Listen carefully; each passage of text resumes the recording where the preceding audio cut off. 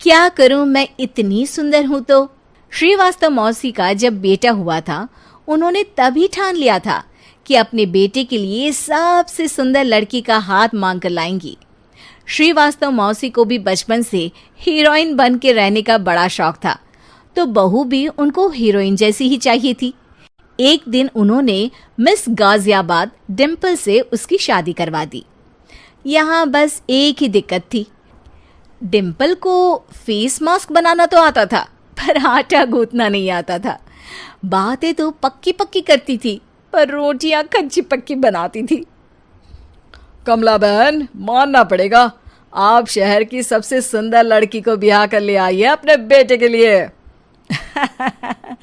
अब इसमें हमने तो कुछ नहीं किया भाई साहब, सब ऊपर वाले की कृपा है। जी जी, तो क्या क्या कर लेती है आपकी बहू? सब कुछ। जाओ बेटा डिम्पल, शर्मा जी के लिए थोड़ा नाश्ता पानी बना लाओ। डिम्पल नजदीक जाकर श्रीवास्तव मौसी के कान में फुसफुसाती है। मम्मी जी, नाश्ता बनाना तो नहीं आता, सिर्फ पानी ले आओ। अरे बेटा, तुझे देखने कितने लोग आए हैं, इन सबको पानी पिलाने का ही इरादा है क्या? सुंदर हूँ इसलिए देखने आए हैं। क्या करूँ, मैं इतनी सुंदर हूँ तो आप ही बताओ ना, क्या करूँ मैं? अरे बेटा, कुछ मत कर, खाना बनाना सीख ले बस। श्रीवास्तव मौसी के लिस्ट में सुंदरता सबसे ऊपर आती थी और उन्हें उसी का फल मिला। उनके बेटे अशोक ने एक दिन माँ से शिकायत की। माँ, कैसी बहू ढूंढ कर लाई हो? मैं शाम को थक हार कर घर लौटता हूँ तो मुझे कहती है, आज पेडिक्योर करना है, करवा दोगे? अरे जबकि दिन भर काम करके पाँव मेरे थके थे। अरे बेटा, ठीक है ना, धीरे धीरे सीख जाएगी। अरे क्या सीख जाएगी माँ, उससे कुछ भी नहीं आता। हफ्ते भर का शेड्यूल बना लिया है उसने, पेडिक्योर, हेड मसाज, मुल्तानी मिट्टी का ये वो, अरे पता नहीं क्या क्या। अरे मुझे तो नाम भी नहीं आते। देख बेटा, खाना बनाना, सब्जी काटना, ये सब सीखा जा सकता है, पर सुंदरता नहीं सीखी जा सकती। इतनी सुंदर बहू मिली है, फिर भी तू खुश नहीं है, कैसा बेटा है तू? श्रीवास्तव मौसी का मानना था कि समय रहते बहू सब सीख जाएगी, पर मिस गाजियाबाद से शादी कराने के बाद घर का जो नाम हुआ है वो जरूरी है। अरे सबकी बहू खाना बना लेती है, हमारे घर में तो काम वाली दीदी भी है, पर हमारे घर में जितनी सुंदर बहू है ना, उतनी किसी के घर में नहीं। ऐसा श्रीवास्तव मौसी सबको कहती रहती। फिर एक दिन वो हो गया जो नहीं होना चाहिए था, डिम्पल को पिंपल हो गया। डिम्पल घर में छुपी बैठी थी, पर ऐसी खबर छिपती कहाँ है। शर्मा जी घर में अपने बेटी की शादी का न्योता देने आए तो उन्होंने पूछ लिया, अरे आज आपकी बहू नहीं दिख रही? हाँ, वो ना थोड़ा काम में बिजी है, आती ही होगी। और इतने में डिम्पल सही में किसी काम से वहां आ जाती है। बस शर्मा जी की नजर पड़ जाती है डिम्पल के पिंपल पर, जो उन्हें चांद पे दाग जैसा लगता है। पूरे शहर में बात फैल जाती है कि डिम्पल को पिंपल हो गया है। ये दिक्कत काफी गंभीर थी और श्रीवास्तव मौसी को पता था कि अगर ऐसा चलता रहा तो उन्होंने जो हासिल किया था सब मिट्टी में मिल जाएगा। उन्होंने फट से डिम्पल को अपने कमरे में बुलाया।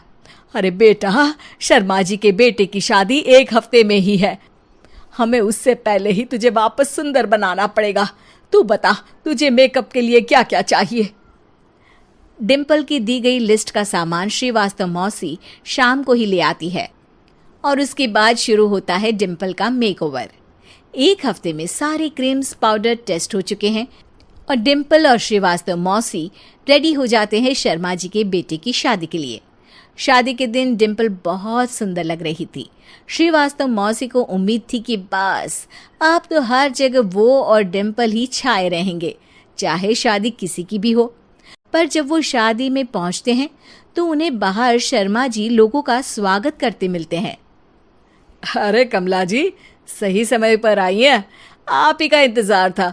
हमने भी हमारे बेटे के लिए मिस अहमदाबाद ढूंढी है। डिम्पल और श्रीवास्तव मौसी दोनों के मुंह खुले के खुले रह जाते हैं शर्मा जी की बहू को देखकर। वो तो डिम्पल से भी ज्यादा सुंदर थी। क्यों, हमने भी अच्छी बहू ढूंढी है ना? हाँ हाँ शर्मा जी, बाकी आजकल के ज़माने में सुंदरता से क्या होता है भाई? देखो, बूढ़े तो सब होते हैं। मैं तो मानती हूँ कि बस रोटियां गोल बना दे, इससे ज्यादा क्या चाहिए। सुंदरता का क्या है, ढल जाती है, पर गुण वो हमेशा रहते हैं। अरे बाबा, इतना बड़ा ज्ञान आपको कोई गुरु भी नहीं देता जितना बड़ा ज्ञान आपको एक छोटे से पिंपल से मिल गया। अगले दिन जब अशोक डिम्पल से बात कर रहा होता है, कल शादी में मिस अहमदाबाद के बाद सब मिस गाजियाबाद यानी तुमको ही देख रहे थे। क्या करूं, मैं इतनी सुंदर हूं तो आप ही बताओ क्या करूं? क्या करूं मैं तो कहती हूं कि घर का कोई काम कर या फिर बाहर अपने लिए कोई काम ढूंढ ले। है? क्या कहा माँ जी? हाँ जी, सुंदरता का क्या है? कल तूने मिस अहमदाबाद से मात खाई, आगे कोई मिस हैदराबाद आ जाएगी या मिस फैजादाबाद आ जाएगी, इसलिए काम पर ध्यान दो। हाँ। और कुछ महीनों बाद, अरे बहू, काम करने के बाद तू सुंदर नहीं, अति सुंदर हो गई है। हमारे चैनल कुमार कहानी वाला पर लेटेस्ट वीडियो पाने के लिए अभी वीडियो को लाइक करें, चैनल को सब्सक्राइब करें और हमारे नोटिफिकेशन पाने के लिए बेल आइकन को ऑन करें। नाटी दुल्हन। मयंक की बीवी नेहा की हाइट बहुत ही कम थी। वो इतनी नाटी थी कि लोग उसका कई बार मजाक बना देते। अरे नेहा, तेरे लिए तो मुझे किचन में टेबल रखना पड़ेगा। माँ जी, इतनी भी नाटी नहीं हूँ मैं, और हाँ, हिल्स पहनकर तो बिल्कुल आपके बराबर आ जाती हूँ। अरे तेरे पापा ने महंगी कार का लालच दे दिया, वरना तो मेरे बेटे के लिए लंबी लंबी लड़कियों की लाइन लगी थी। क्या बताऊं तुझे, कटरीना फैल थी उनके सामने। पर माँ जी, आपका मयंक भी तो हाइट में कौन सा अभिषेक बच्चन की तरह है जो कटरीना मिल जाती। वैसे भी मेरी और इनकी जोड़ी तो राम सीता की जोड़ी है, राम सीता की। एक दिन सभी खाना खा रहे होते हैं, तभी माँ, दाल बहुत अच्छी बनी है, जरा और देना। रुको जी, मैं लेकर आती हूँ, किचन में है, वैसे भी मैं खड़ी ही हूँ। ये सुनकर सास हंसने लगती है। तुम खड़ी हो या बैठी, एक जैसी लगती हो। बस कीजिए जी, अभी हिल्स नहीं पहनी है, वैसे भी हिल्स पहनती हूँ तो आपके बराबर ही लगती हूँ।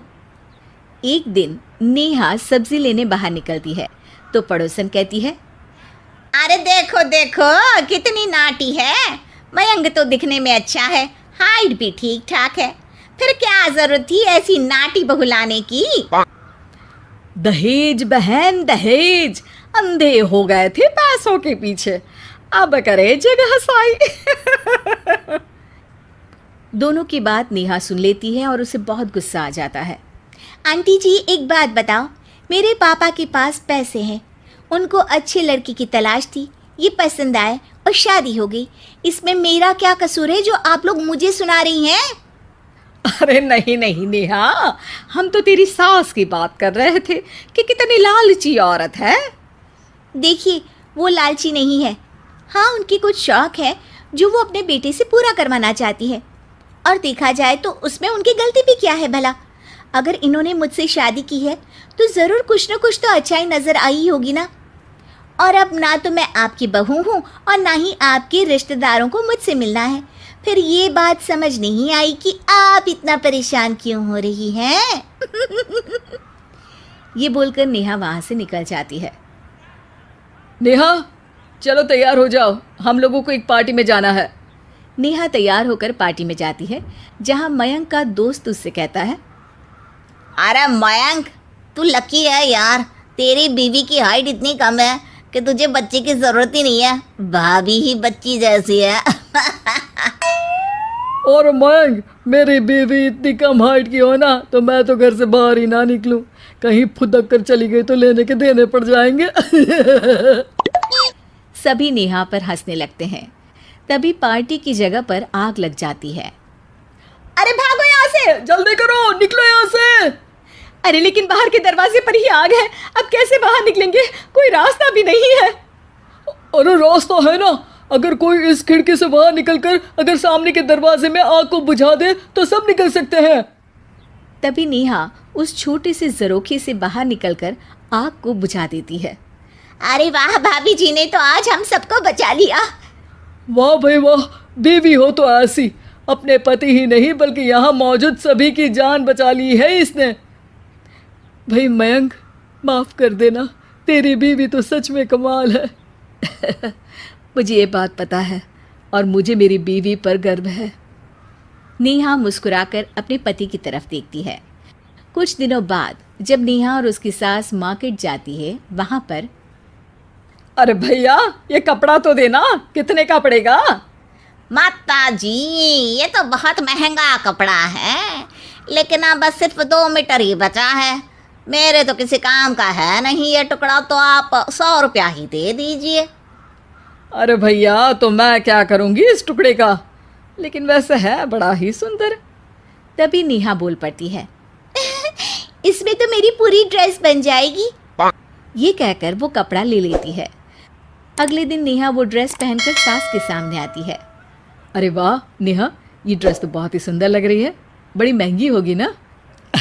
अरे कपड़ा तो मैंने ही पसंद किया था, बस पूरा नहीं था तो इसने ले लिया। सिर्फ 200 रुपये की ड्रेस है ये पूरी। देखो माँ जी, नाटी होने का भी कम फायदा नहीं है। जैसे तैसे दिन कट रहे थे।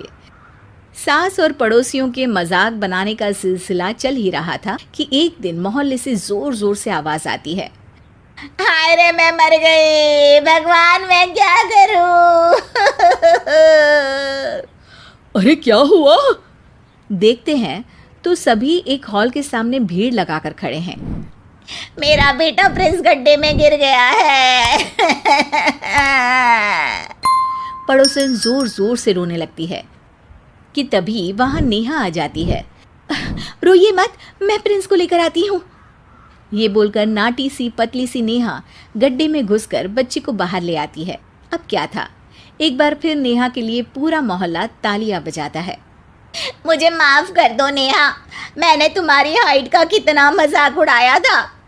कोई बात नहीं मौसी, प्रिंस ठीक है, ये बात है। अब वो दिन आता है जब सास नेहा की तारीफ करती है।